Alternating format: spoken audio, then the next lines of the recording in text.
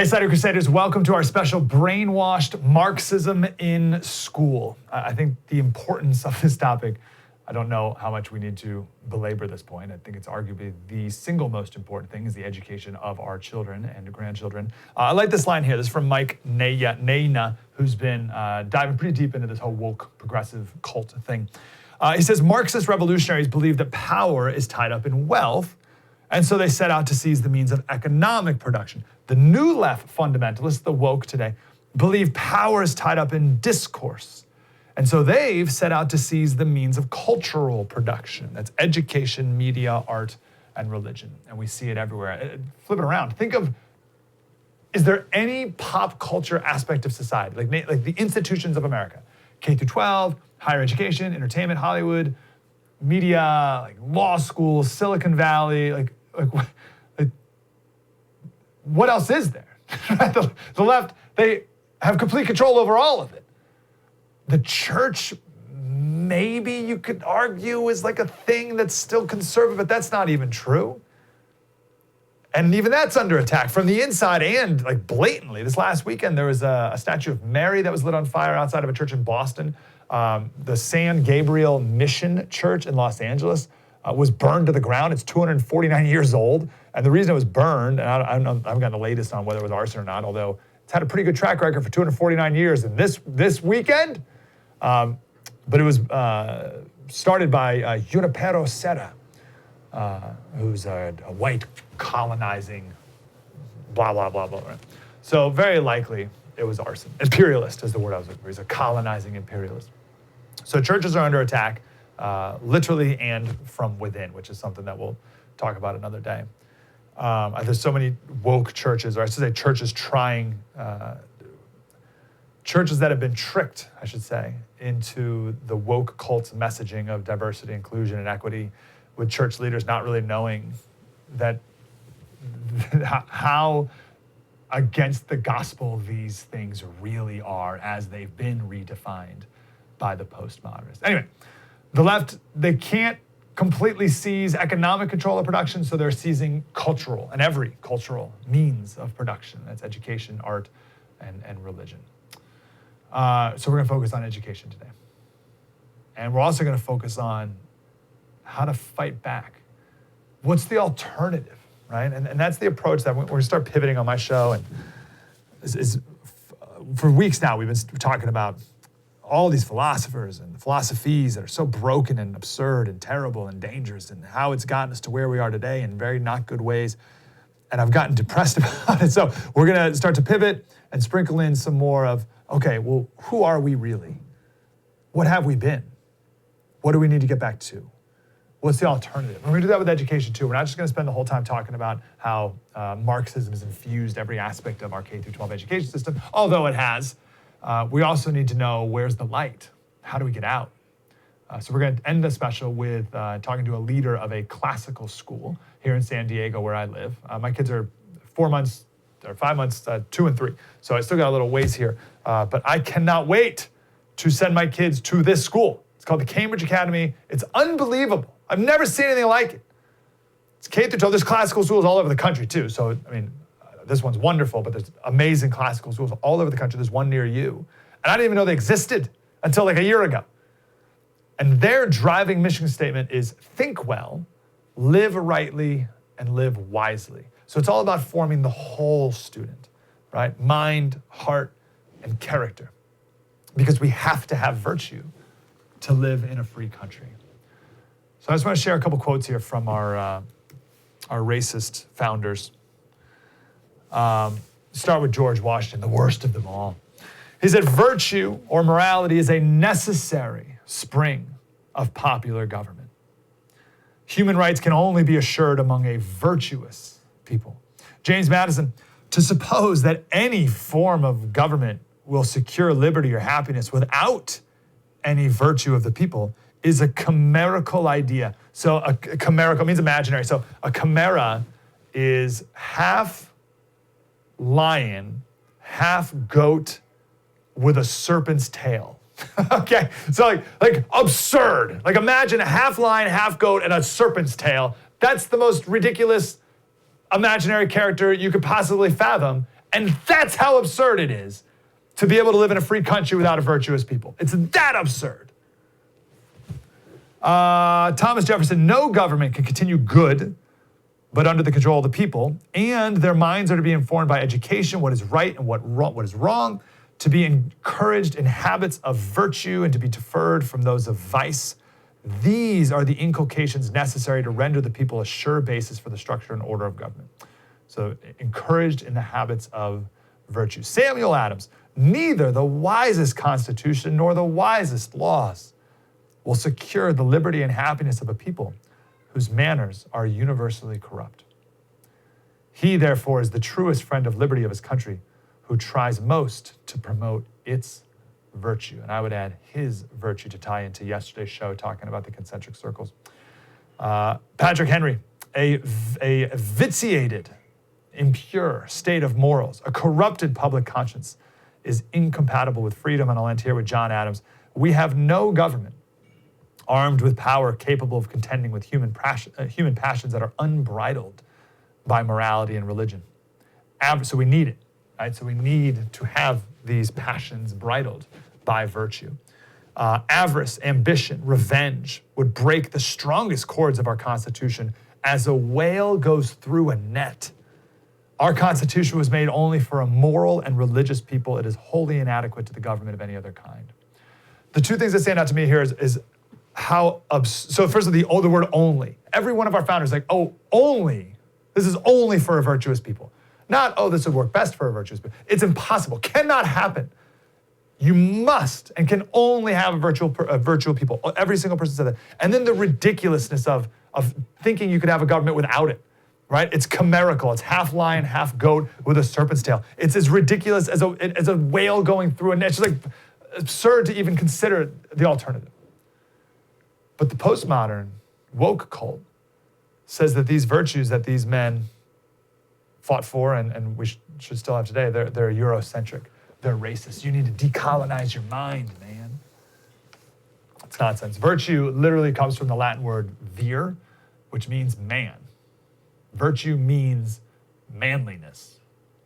Professor Azarad from Hillsdale College, we had on like Tuesday or Wednesday or so, he reminded me, I never knew, that the fifth grievance to the king in the Declaration of Independence is he, the king, has dissolved like representative houses for opposing with manly firmness his invasions on the rights of the people, right? So our founders opposed the king's tyranny with manly firmness. Virtue. How misogynistic. No wonder they don't want our kids to learn about our founders anymore. Brainwashed. Marxism in school. Coming up next. Spread the word.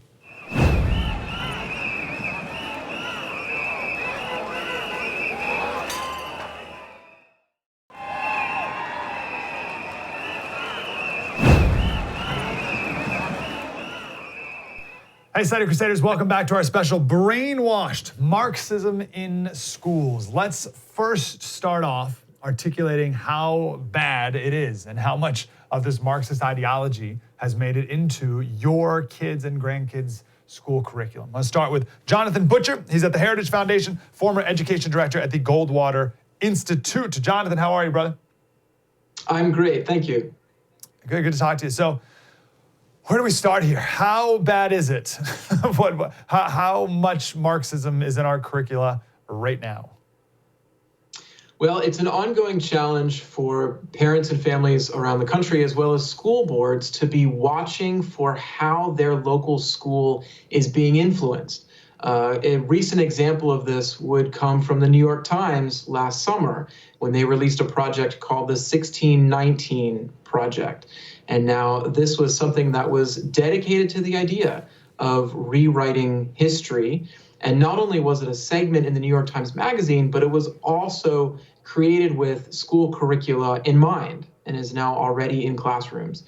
So it's something that's with us all the time. It has been with parents for generations, that we have to be aware of what our students are being taught in school. Big picture, and we'll get to some specifics in a second, but it's amazing that we're at this place now where I think most parents just take the path of least resistance, and I don't know if they assume the best or don't even think anything probably, and just drop their kids off, and I don't know, just that's the end of that. And there's very little at all parental involvement. How dangerous can that be? Well, the pandemic is changing that as we speak. Yeah. And I think one of the things ushered in by the quarantines and the closure of physical school buildings is that now students have been home with their parents. Parents have been able to see what their students have been taught, because a lot of nearly every school around the country has had to do it online. So parents now have come front and center with their child's learning each day. And that puts them in a great opportunity. They have a great opportunity now. So when students go back, hoping that they do, they will be able to say something to a teacher, or they will be able to say something to a school about what is before their student every day. So I think that's a significant change. I mean, never before on such a widespread, across such a widespread, part of our society, have parents seen what's before their children. Yeah, I read a couple articles of parents overhearing some different lessons that made the parents say like, what are you learning right now? And also, hopefully, parents are rethinking even the idea of dropping their kids off at a public school. And I hope we see a major influx of homeschooling. So let's go to some of the worst lessons that are being taught in our schools. You mentioned 1619 Project, that America was founded on slavery and the first slave, all that, which is brutal. What other lessons are you particularly troubled by? Well, I think there are three big areas where an idea like this, that I think is not built on sound history, can impact the world around us. So there are education implications, there are social implications, and there are political implications. And just quickly to run through each of them, education we've talked about because it's in schools. But here's the thing, back in March, the New York Times actually issued a correction to what was in the 1619 Project. Now, it's all well and good for the newspaper to do that, but when the material is already before students in schools, approximately 4,500 classrooms, much harder to go back and fix that material that's already been distributed. So now you have something that was not, I think, the advice from reviewers was not taken by the Times at the time that it was released. Okay, so there's one, right? And then in terms of social impact, well, for those that were watching the riots over the past couple of weeks, there was a statue of George Washington out in Oregon that was toppled during some of the riots, and 1619 was spray painted on the side. It's a clear nod to what the Times had put out there through this project. So it's already now making its way. And the difficulty is that, one, they've issued a correction already, so we have some historical validity issues that are a problem. But then two, is the overarching issue is that America can only be defined by the mistakes of its past and not be defined by the potential for upward mobility and the potential for better opportunities for everyone in the future. And then finally, just quickly, on the political implications, now, just recently, the lead editor of the 1619 Project wrote a long piece again in the New York Times Magazine calling for reparations. And that is sort of the end aim here, I think, is to say that there should be more money, right? There should be more money for anyone who has been disadvantaged. And the lessons, if anything, coming out of major federal spending programs from the Great Society on down are that money by itself is not the answer, right? Money creates dependence on government. Money can make us feel like we don't have to create opportunities for ourselves. Yeah, it's so well said. What do you think and obviously there's a lot of motivations, a lot of different people doing it from different angles, but what would you say is one driving motivation of this? Is it about money? Like the people, the education leaders like Nicole, Hannah, Joan, whatever, 1619 Project writer, is it money or is it fame? Are they true believers in the Marxist cause? What's driving this? Well, it's hard to say. I don't know if I want to speculate about what's going on inside their heads. I would say, though, that what it creates is division. It creates division in the national conversation about how best to help anyone, regardless of the color of their skin or whatever their economic situation may be. We need ideas that focus on opportunity. We need ideas that say we don't have to let the problems of the past define our future. We shouldn't diminish them, right? There's no reason to diminish or cover it up. There's also no need to rewrite it, right? There's no need, in fact, it's dangerous, no less, to rewrite what's happened in the past. We need to be honest about the problems, and that way we can talk about upward mobility. Then we can talk about education, for example, being a ladder for opportunity. And that's what we've got to be focusing on. Yeah, superb. Jonathan Butler, Heritage Foundation, and former education director at the Goldwater Institute. Jonathan, appreciate you, man. Keep up the good work. Thank you. Good stuff. I want to come back. It's a great start to what the problem is. Now I want to talk about what's proper, as Jonathan touched on there. And then what should we be doing instead? We'll do that all coming up. Brainwashed, Marxism in schools. Mike Slater, spread the word.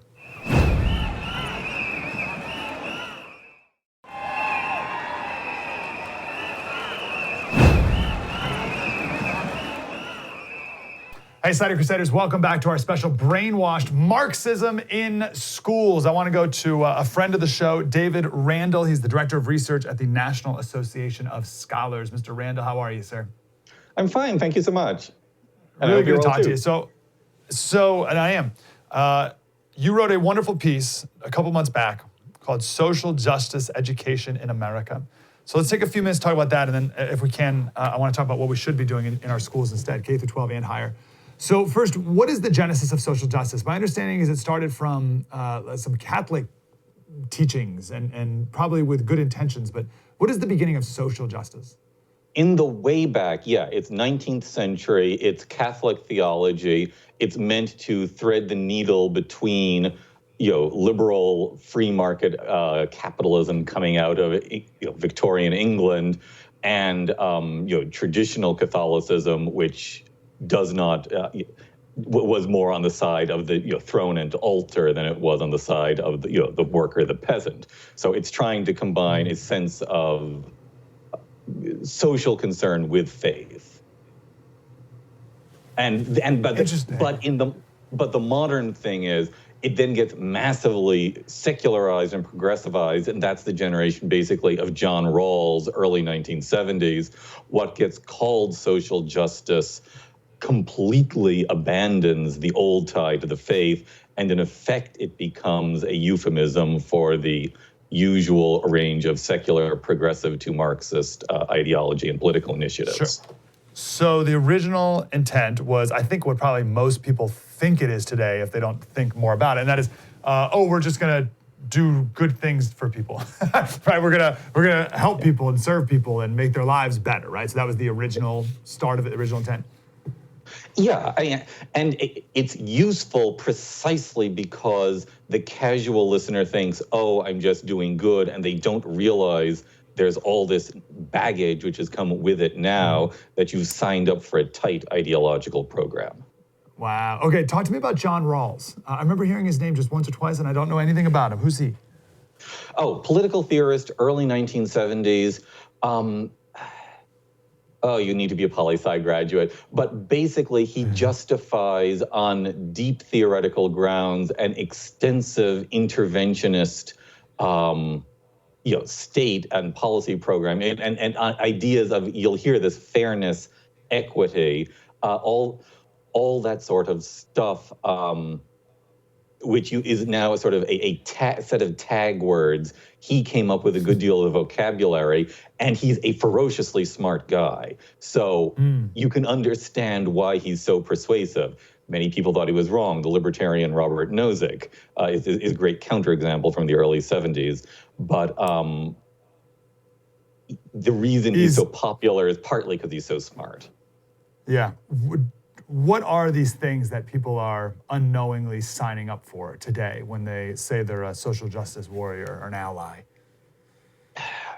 The whole tight identity politics mantra that we can only live as members of an identity group, that we are dedicated toward fighting oppression, that if you are if you are somebody who is part of the oppressors, a white, a Christian, a male, the only thing you can do is be an ally to the oppressed, silently support them, and that this is tied up with an overthrow of a system where the system is also capitalist, free, that in effect something more or less like a Marxist revolution is involved in the goals, although there's a perfectly happy opportunism. We will simply have the endless, race, sex, everything quotas for every little identity group. And oh yes, and that this is all part of your spiritual fulfillment, that you do all this to become a spiritually fulfilled person, and that you can't become one without becoming part of the social justice cult. Oh, I want to get back to the spiritual fulfillment part because I think that's super important. But you sort of touched on this. To usher in what? Is there an ultimate end goal, or is it just turmoil? They keep on changing the goalposts. It is both, it is equality of outcome for each group. So there must be an equal number of each racial group in each sexual group, each whatever is the identity authorized for every single job, for every single part of civil society. And yet you cannot have the freedom of association, for example, to say have a evangelical group on campus, which is only evangelicals. You must be inclusive and include, heretics, pagans, and people who do not affirm. You cannot say randomly, it just so happens that fewer women than men perhaps desire to be mechanical engineers. I will get exiled from campus for even using that as an example. But let us say that just by chance, 47% of mechanical engineers rather than 50% happen to be women. This is a sign of inequality. We must now have a affirmative action program to make sure it goes from 47 to 50. There can be no variation at all. It's a sign of injustice, which we must liberate ourselves from. You joke about being exiled from campus, but the president of Harvard back, 10 years ago, was for that exact same statement that you just made right there. Now, what you just articulated is so impossible, right? It's ridiculously impossible. It doesn't even make any sense how you could even do such a thing, right? Like at my work, if I have 100 employees, there's no way we could have 13 black ones, 2 gay black, right? Like it doesn't make any sense. So what do we do with that? How do you counter or articulate against an impossibility?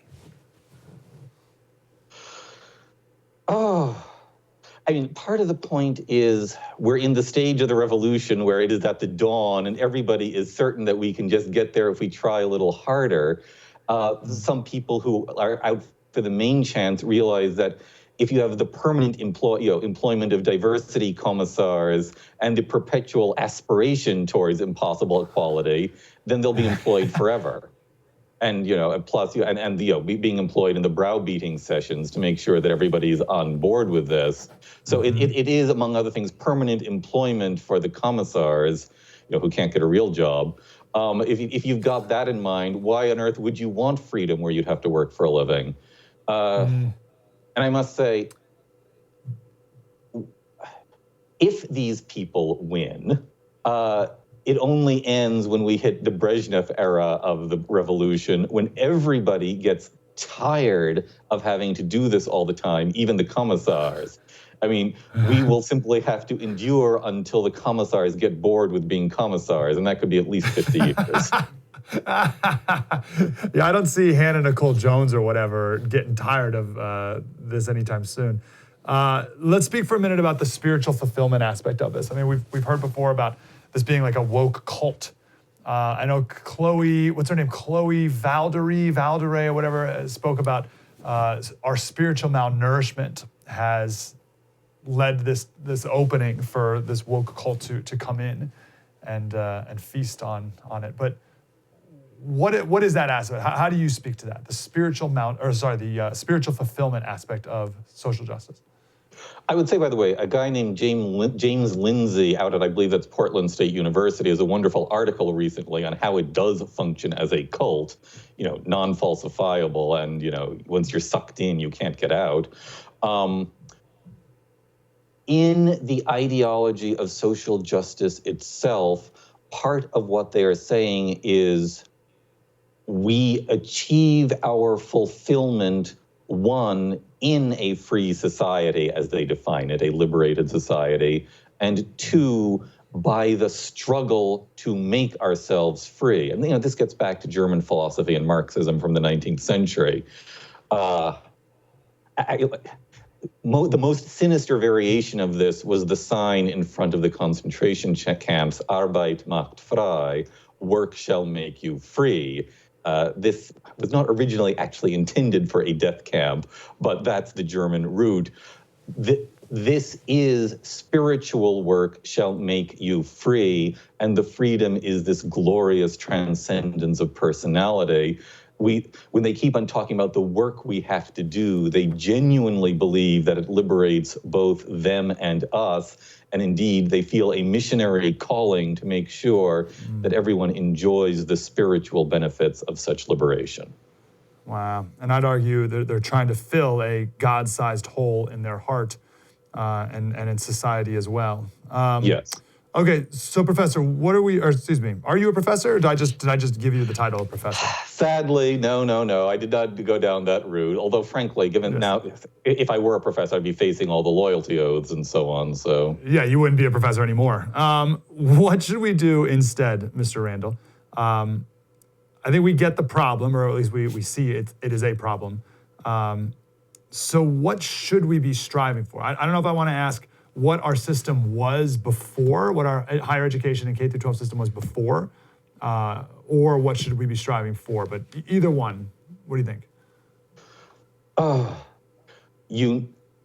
Ultimately, you need to stop having college as the monopoly gatekeeper to a good life. They're only able to get away with this because everyone is absolutely convinced, and with some cause given our system, that you need a college degree to get a decent middle-class life. And so long as they can do that, they can insert anything they like and force us to get away with it. And somebody I was just reading was saying, once you forced grown people, adults, to sit in a classroom for 4 years being bored for a job, what else? Forcing them to say social justice claptrap is nothing compared to that. You force them to waste 4 years of their life. And for $200,000. Bingo. Ultimately, what you need is a credentialing system, which can perhaps include course college credit, but doesn't require the degree, which can survive the lawsuits we've set up, which is part of the problem, of course. We use the college degree as a proxy for a job credential simply because the alternatives were lawsuited out of existence decades ago. Okay, we should get rid of the set of precedents that requires the college degree, but in the meantime, get an alternate credential system, for that, for teacher licensure, set up everything to get apart the gatekeepers who, everywhere there is a monopoly, they use that for an ideological requirement. And that applies to law school too. Or the ABA is setting it up such that you cannot, for example, affirm that homosexuality is a sin or oppose gay marriage as an unconstitutional monstrosity because you are no longer qualified to be a lawyer. Anybody who is ambitious and doesn't care is required to either go along with that as a true believer or as a forced hypocrite. Anybody who has a conscience and opposes won't be allowed to do more than hew wood and draw water. I love that answer. Last question for you, sir. Someone's going through life right now as a social justice warrior, whether they're a true believer in it or just following along because they haven't thought deeply about it. What is your suggestion for an alternative posture through life? Instead of looking at it through a social justice warrior lens, how should one view the world and other people? It is important to get back to liberty. When everybody talks about nowadays about justice, they never talk about liberty, and liberty and justice for all in a happy combination, really meant something. The point of liberty is that you're allowed and indeed encouraged to ignore your fellow person as much as possible. You're allowed to take pleasure in them enjoying their own life. And this is the horrible thing. At this point, we need people to be civically engaged, to use the jargon, to resist this terrible revolution. But in the best world, none of us has to pay attention to politics. We just go off and live our own lives.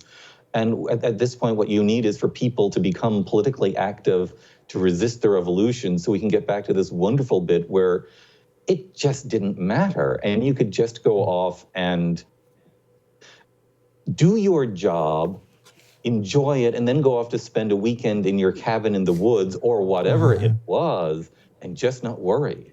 I mean, that so they would say, David, that what you're really saying is you should be free to oppress. You should be free to discriminate. You should be free to not hire certain types of people who have been oppressed for all of America's existence. Yeah, I mean, and I guess I'll get back to you. Pursuit of happiness. Each of us gets to have our own pursuit of happiness, and there really ought to be a wide presumption that overrides everything else, and they want to get rid of that. They want you to pursue their vision of your happiness. They don't want you to decide that for yourself. And that's the biggest difference. Well, I really got to go, and this is unfair to do, but I've always defined liberty shorthand as the absence of force. Do you do it differently, or do you add something to that? Yes, with the thought, however, that the state does need to have a monopoly of force. And of course, one of the trouble on the streets right now is that it's lost that, and the revolution is trying to get the monopoly of force instead. So that's for a different episode. David Randall, Director of Research, National Association of Scholars. David, always good to talk to you, sir. Thank you. Thank you, sir. Brainwashed, Marxism in school. So what do we do now? What's the alternative actually look like? What is a good, proper education system? I got an example next. Spread the word.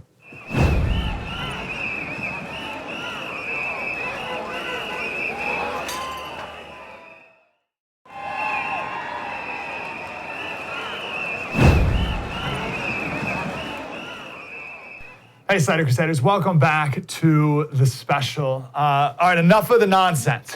All right, I think we know where we are, and we know it's not good, or at least it feels not good. So what is right? Where's the light?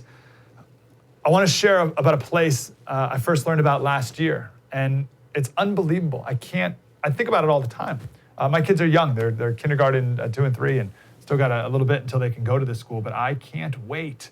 I wish I could go. It's called the Cambridge School. It's in San Diego, but it's a classical school. And there's lots of classical schools. There's one near you too. And this, I think, is the answer. Russ Kapuscinski is the assistant head of schools at the Cambridge School. Russ, how are you, brother? I am doing great. It is great to be with you this morning, Mike. Good to talk to you. So what was your introduction to the classical school model, and what is it? Yeah, I was in my last year of graduate school studying to be a pastor, and I was introduced in 1996, and a school in Orlando called the Geneva School, very much like the Cambridge School, was in need of a Bible teacher, and I had just begun to learn about this thing called classical Christian education, and I was totally blown away. I didn't know anything like it existed.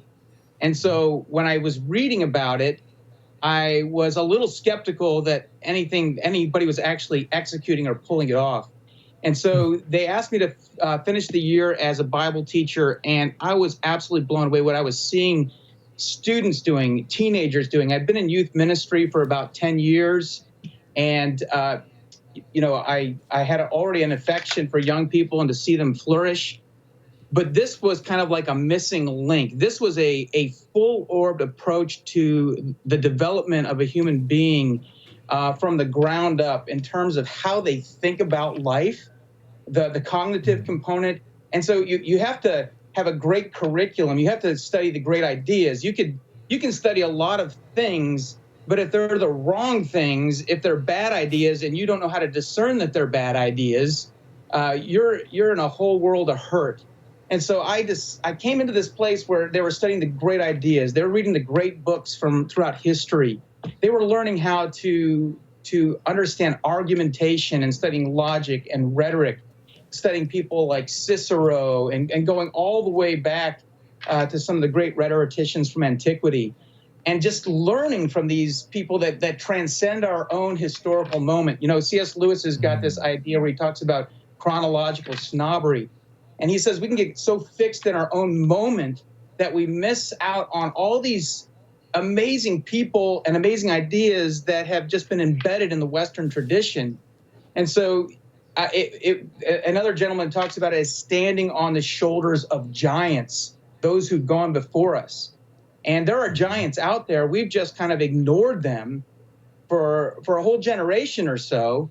And that's what the classical Christian education movement is about. It's about restoring locking onto the right ideas, listening to the right people, or at least looking at an education that's tried and true for a couple millennia, that has shaped some of the greatest minds throughout history, and at least giving it a shot.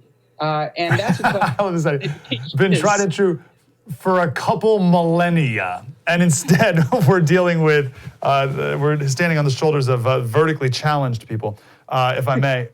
Can you give me some of these greats that you guys learn about starting K through 12? That's another thing I love, that you guys have a respect for kids, that they can learn these things. There is such thing as an academic rigor, and kids can handle the greats too.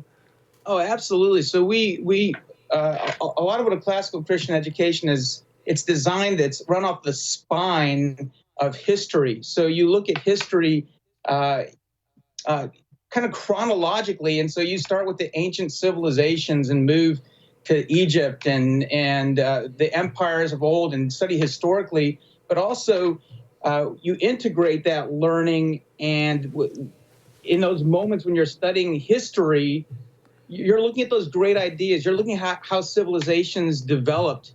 You know, we're supposed to learn from history, and that's really what we're seeking to do. And so, you know, in the time of ancient Greece and Rome, there were a lot of people who were thinking about a lot of great things that we need to think about. It shaped our society today. It shaped our modern government.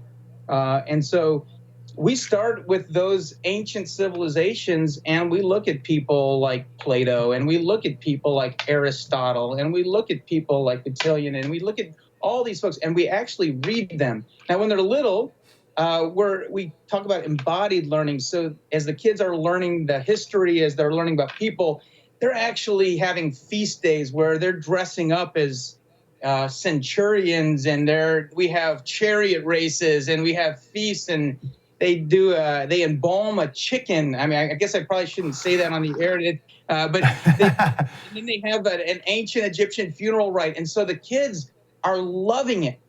They're absolutely delighting in it, and it recapitulates in the upper school. So you go through all of history once up through 6th grade, and then you pick it up again in 7th grade, but you take a deeper dive.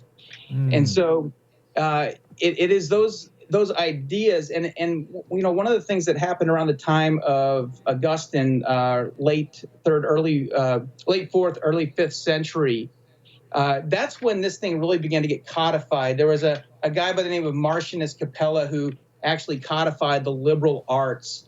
And that's the trivium, the grammar, the logic, and the rhetoric, and then the quadrivium of the mathematical ones of astrology, geometry, arithmetic, and music. And at that time, the church co-opted that and put theology at the center of those liberal arts, because the liberal arts, a liberal education, is an education designed for a free people and to maintain and sustain freedom. It begins with governance of self, but then you have the beauty of a government designed that should sustain freedom for a long time, but it requires virtue. And that's what this education is about too. So much of education today has removed the element of character formation and the pursuit of virtue, intellectual virtue, civic virtue, moral virtue, theological virtues. And so those are massaged into the curriculum at every step of the way. And then you have what's absolutely critical in a classical Christian education are the people who deliver it. They need to own it themselves, and they need to embody it. And so we're people that are in process ourselves, but who are pursuing these same virtues as a faculty and administration.